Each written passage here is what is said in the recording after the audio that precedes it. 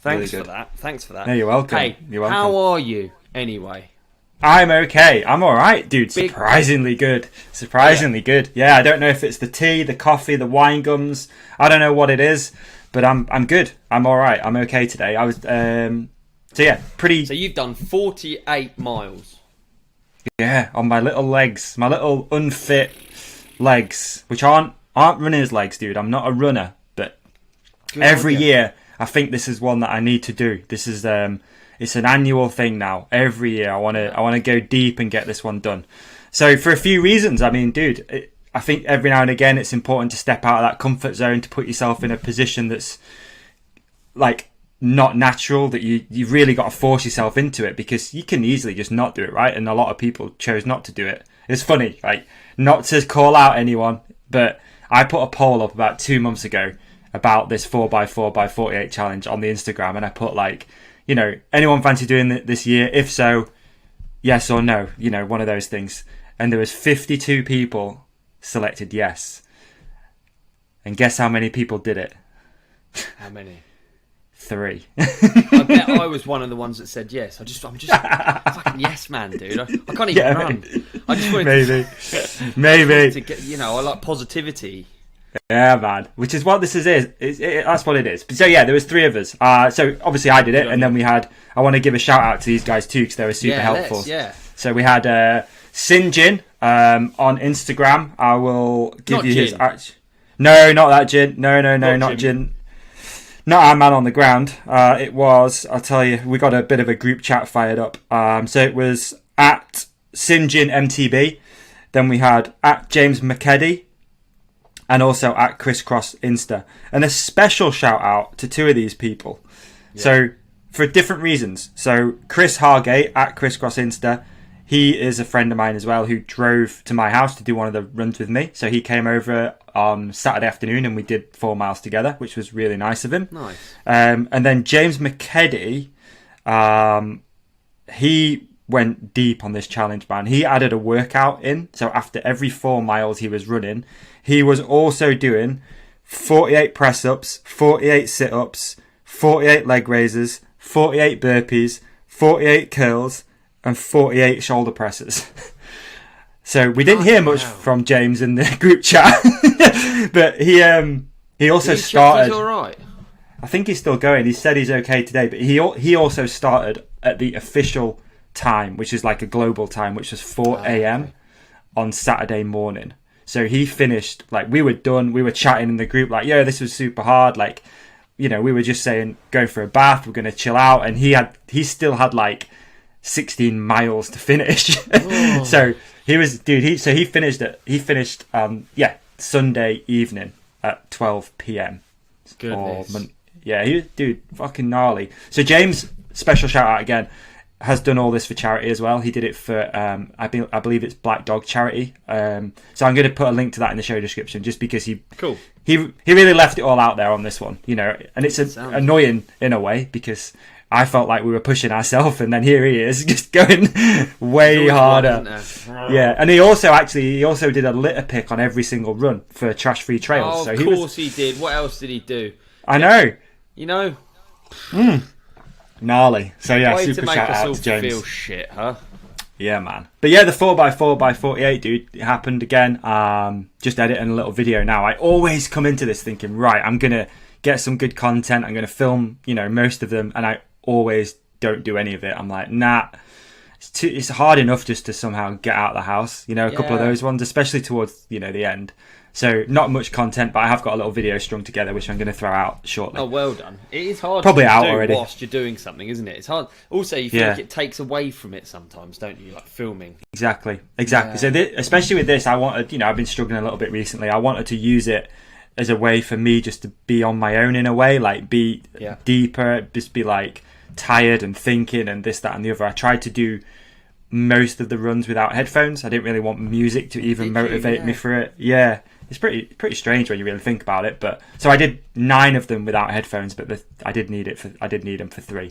Surprising how much music will help, man. I mean, there's a reason that riding videos have music to them and stuff. It definitely fires you up, and yeah, I was struggling. I remember up the hill that I got in my thing, and I put my headphones in, Guns N' Roses, got it done. Like, just smashed it straight out. Nice. Just fired me up.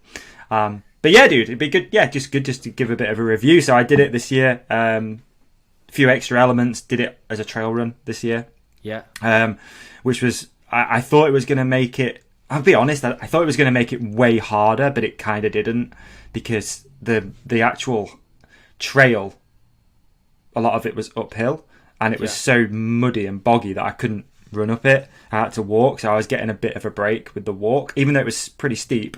It was a bit of a break, so I feel like I did 2 miles up, 2 miles down, sort of thing. So it's about, if we average, it's probably a mile flat, mile up, mile down, mile flat, roughly. So it's got like a peak in the middle of it, basically. Yeah. But yeah, it made it a little bit easier, if I'm honest. I feel like, even though, really? What, because of the break? Yeah, just because there's a bit of a break in there, just to like gather your thoughts a little bit, and just get your breath back a little bit as well. And yeah, I don't know. Maybe it didn't. Maybe it did. Maybe I don't know. It's tough to say. So talk us through. So, run 1, 2, 3. When did you start feeling it? When did you start doubting yourself? When did you start like fucking hating it? Well, this is the weird thing, because the runs are spaced out over 4-hour periods. So you run every 12, 4, and 8. So the first 3 are fine. You know, you're like, yeah, whatever. It's, you know, you're fine. Especially because I started at 12 in the afternoon. So you got 12, 4, 8. 8 o'clock it was dark, but after that 8 o'clock one, you're like, I feel fine. Like, yeah, I've run 12 miles, but it's spaced out, so I feel okay still. Then you hit the 12 p.m. and that one was rough to get motivated, because you just want to be in bed at that point. Yeah. The 4 is ropey, but like with early mornings, it's like, it's nice in a way because it's so silent out. There's no one around. Yeah. In a way, it's kind of nice. You know, there's that extra motivation, like, oh, everyone else is in bed and here I am running around, like. So the 4, although it's difficult to get out of the house, once you're out, I was like, oh, this is actually really nice. Like, it's nice to be out. Yeah. And then for me, it always gets hard at the halfway point.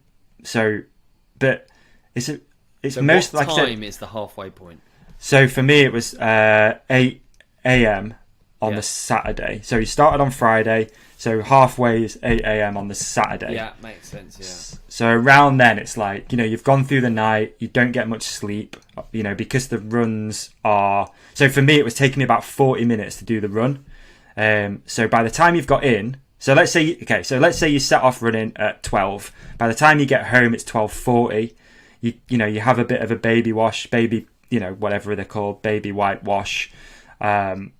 Sort of, you know, get some water in you, a little bit of food or something. So it's like 1.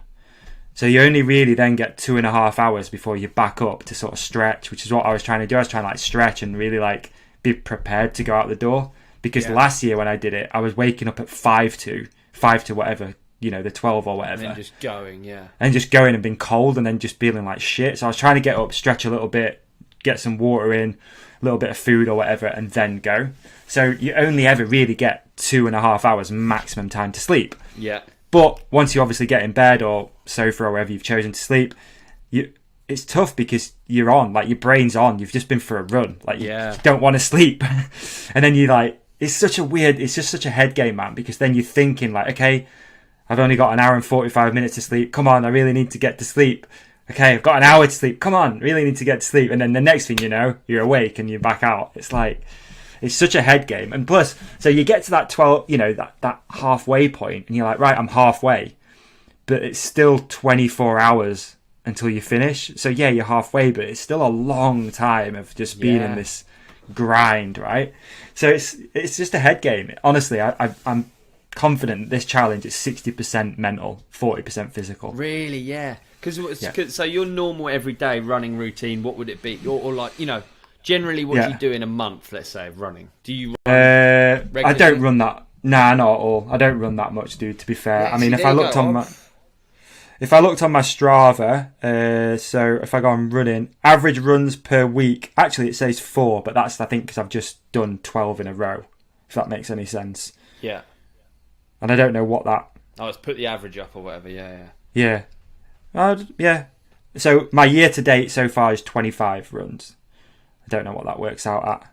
No, I don't know what... But I've been doing a bit more. I think since my injury as well, I have been running more because it's quite low impact. I don't really feel a run like I do a ride after it, if that makes sense. Really? Fucking hell, I'd be the exact opposite. Yeah, I don't feel a run at all. Yeah. A ride, the next day, my shoulders hurt real bad. Ah, there you go. There you fucking go. How interesting. And plus, it's been English winter, so the weather's not very nice. It's muddy and whatnot. So I often will opt to put my trainers on instead of my bike stuff. Yeah. Just because I hate the cleanup after. It's just not. I used to run a lot. I used to run a lot, but it was to get myself tired quick. So I had the opposite experience of you. I'd find it really tiring really quick. I'd really ache after a run for 45 minutes. A 45-minute run, I'd really feel beat up. Whereas I think it's like anything though. The more you do it, ages to tire myself out. It's like anything though. The more you do it, the fitter you get, the more enjoyable it is. It's like I always think that it's like if you're just getting into riding and you listen to this and your mates are all out there killing it at the front and you're at the back lagging behind. As soon as you get up to that pace and that fitness level, then riding is so much more fun. Oh, mate, that you don't even have to think about it. And it's the same with running. It's like something like this. I'm okay fit, but you can enjoy it a little bit more than if you're fully you don't do anything running wise. Yeah. So I don't know, man. It's tough. I don't know. It's a tough challenge though. Yeah. It's tough. It's tough in weird ways. Like I say, it's a good analogy for life though. Here's what always comes up for me. Like I say, I was trying to just think a lot. There'd be some profound thoughts whilst you're fucking traipsing. It's a great analogy for life, man, because you can't rush it. You just have to stay in the game. You just have to show up. You just have to literally walk out the door, put in the effort, and you will get where you're trying to get to. But it's this weird head game that you're in doing this challenge that you're like, right, I can't wait for it to be over. I'm 12 miles away from it being over, but that's 12 hours. It's a long time. Yeah. So I find that the weekend went really quick just because you are constantly thinking ahead. Trying not to, but you are right, 2 hours to go, and you're trying to rush that 2 hours through, and then I don't know, it does go super super fast. But it's hard for a number of different reasons. I think it's hard because you don't want time to come around quick because you want more rest, but at the same time you do because you want to get it finished. Yeah. And then it's a weird one, man. I ate a lot less food this year. I think last year I made myself a bit ill because I was just eating. Yeah, because I didn't understand what it was how hard it was going to be. So I was just eating so much and drinking just way. I remember last year I had this. We spoke about it last year. I remember it, man. I had the worst asshole ever because I was just on the panel. I was constantly on the toilet. I was just wiping for You had the runs all night. Yeah, you had the runs all night, and you had the runs all night. Literally, dude, it was bad. And this year I got a little bit of it, but not as bad. So I just chilled the food out a little bit. So I was a bit more tactical with what I was putting in my body. I was just putting stuff in there that was like an explosion last year. And after that fantastic review from Davi, Benzie, my dude, would you be up for doing the 4x48 challenge? That's what it is, right? 4x4x48? Yep. No. You reckon you got that much of a runner? No, I'm not a runner. No. Really? What about you've got dancing legs though? I've got dancing legs, but I don't have endurance running legs at all. I cannot run. I hate it. All right, why don't we change to France? If you could, would you do France? Do you always prance along for 48 hours? Yeah. Yeah.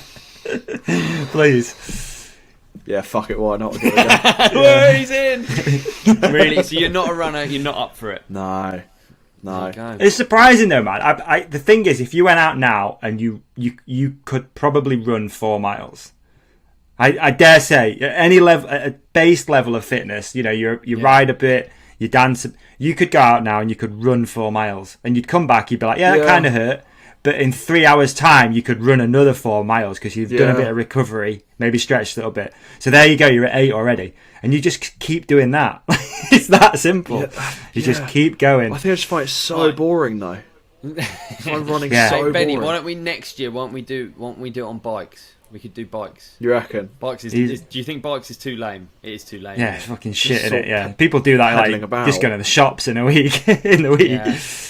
What was interesting with this is even with the people doing it, how you attack the route. So the 3 people that I did it with, well, through the messaging thing, all did different routes every time. Yeah. Whereas because I'm a weird, I just did the exact same route every single lap. And when my mate Chris came over, he was like, I can't believe you're running this route every time. Like, it's not only is it shit because it's super muddy, it's just boring. Like, why are you doing this to yourself? But Did it get like progressively better because as you went through, you sort of knew how close you were to the end? Not really. Or did it get worse because you just kept seeing the same thing over and over? But it was kind of nice to watch how the conditions changed. It's really weird but like that's what I was noticing more. So I was going out and like, let's say between runs, how a puddle would have gone, or like you could now run up or walk up a certain bit of the trail that you couldn't before because it was too muddy. It was weird. It's rare that you go past. Yeah, it was bleak. Yeah, check the video, folks, up above. It's going to be boring. Dude, it as sounds so shit. bleak.